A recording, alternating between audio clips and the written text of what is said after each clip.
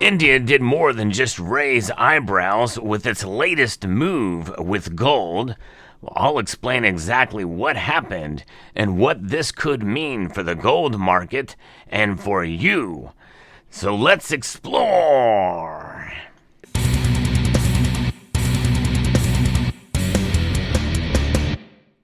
India has been a very important country in the world of the gold and also silver markets. But what they just did is mind-blowing, jaw-dropping action that they took with gold on two different fronts, really. And I'm going to be talking about that here with a story that's coming to us from thehindu.com. They have made two big moves here. They have increased their gold holdings, but more importantly, they moved a bunch of gold. Literally, this is what has happened.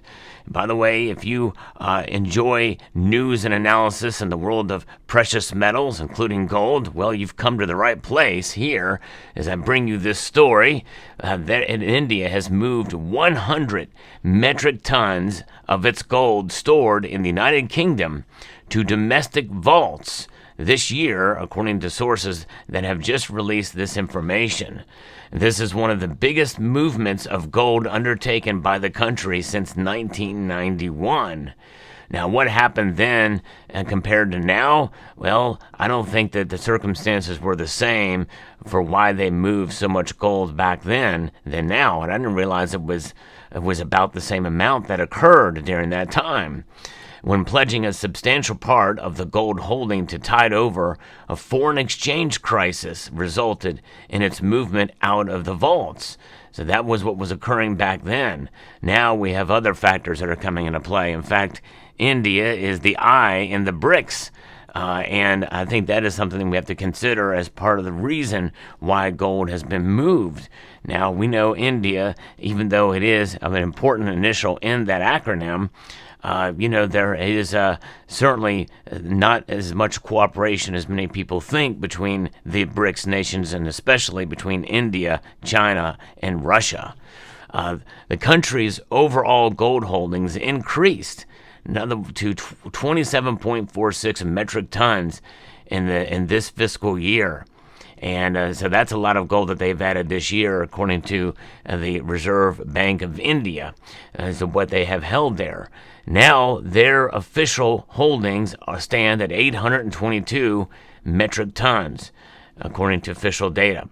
That is pretty amazing. They hold a lot of gold. Now, obviously, that pales in comparison to what the United States hold. If you think and agree that we have the 8,133 tons, I believe, is the official holdings of the United States of America. A substantial part of the precious commodity is stored abroad, adding that India also had its holdings with the Bank of England like many other countries. And the Bank of England is a major hub for sure, but also New York, the New York Fed, where they stored 80 feet below ground in New York, is also a major place where central banks around the world store their gold. So that's pretty intriguing when you think about that, the amount of gold held there. But India's making this move is quite intriguing that they're doing it now. The movement of 100 metric tons into India has taken the overall quantity stored locally to over 408 metric tons of gold, which means the local and foreign holdings is essentially split evenly. So this is a big move to where it takes a substantial portion now of their gold into the country. And my guess is this may be a new trend that other nations may start to do, especially if they are involved in BRICS. Because essentially you have sort of this rivalry between the BRICS nations and the East in general and the West nations, or the G7 and the G20, when you think about it, and the split there. But it's pretty amazing. As per the annual report of the central bank for fiscal year 2024 that was released on May 30th, over 308 metric tons of gold is held in India as a backing for notes issued, while another 100.28 tons is held locally as an asset at the banking department. Now, what does that mean? Does that mean that the India has a gold-backed currency. Well, not necessarily. It's just it's for notes issued. I don't know exactly what they mean by notes, but I don't think it is in relation to currency per se. But maybe it's other loans or notes. You refer to it like a note, mortgage, or something like that. Maybe it's something that provides some backing, and maybe not at a 1-to-1 type ratio or scale or what have you, but just something to say the ultimate backstop. And when you think about it, if you on a general sense, on an overall sense, when a country holds their own gold, that means they feel confident in the security to hold their own gold. And I think that's what you're seeing here with India. When the nation itself feels secure to store their own gold, that puts more security in the nation from the people. And when the gold is domestic, it's held in their own vaults. And I think that is kind of why many people felt like, especially during World War II or periods of conflict, why many nations decided to move their gold to New York and to England during World War II and other conflicts. They felt, well, the gold's safe there, so that's what they did. And or also because of domestic insecurity or strife, where a coup or something, or somebody could come in and steal their gold, and that's why they store it there. Venezuela essentially did that, and but you know what they say: possession is 9/10 of the law. If you don't hold it, you don't own it. And of course, Venezuela found that out for sure. And so 100.28 tons is held locally as an asset of the banking department. Of the overall gold reserves, 413.79 metric tons are held abroad, according to the annual report. And according to other sources, given the gold buying over the last few years, a call was taken to reduce the holding abroad, which is part of the standard review procedures.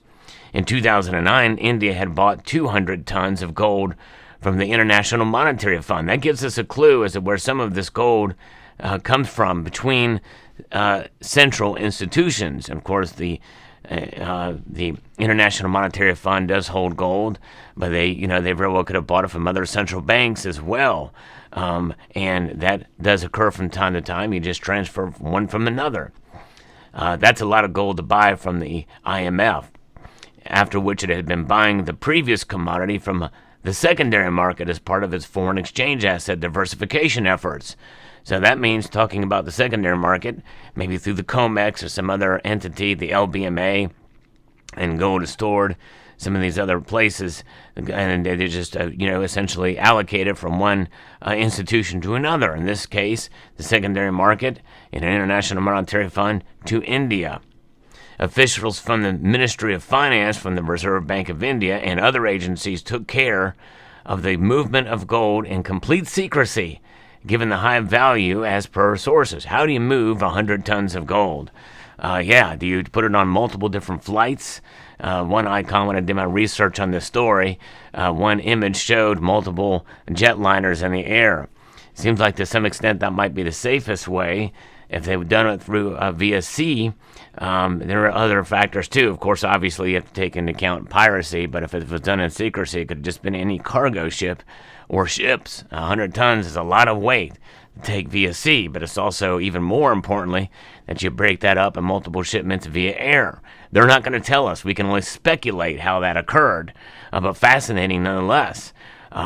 At present, the gold held locally is stored in high-security vaults in facilities in Mumbai and Nagpur, according to the sources. So that is pretty interesting. Now, what does this mean for you and I? Well, I think it means for you and I a valuable lesson.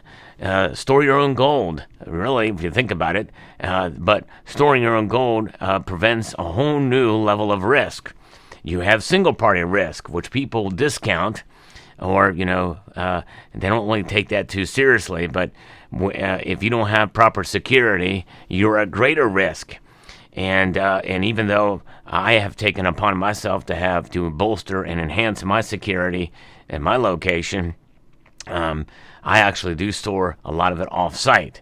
But it's a special circumstance. But if you can afford to do so, you draw the target away from you when you do store it off-site. And especially if you store it off-site with an entity or individuals from whom you have great trust. And of course, that's counterparty risk. In my view, I'm taking upon the idea of counterparty risk, but I don't necessarily. I think mine's maybe an extreme circumstance for multiple different reasons. Otherwise, I would encourage you to have single party risk because you have control over the whole process and security measures on all types and sorts. And so there that is. And I think that's probably part of why India decided to do this, as well as some of the mandates that I mentioned in the story. But gold is a valuable asset, especially nowadays as it's nearing all-time highs. And I don't think that's going to change anytime soon. And with BRICS and the geopolitical situation shifting and changing, and the idea that we're starting to see more de-dollarization, I think India is just further enhancing their position in gold and domestically stored gold to further protect themselves. I can't blame them, and we shouldn't. In fact, I think we should take their example and take this as an example for us. So let me know what your thoughts are in the comment section down below. Hope you found this video informative, insightful, and educational. I would like to extend a multitude of gratitude to each and every one of you for taking the time to watch, and to encourage you to please rate, share, comment, and subscribe.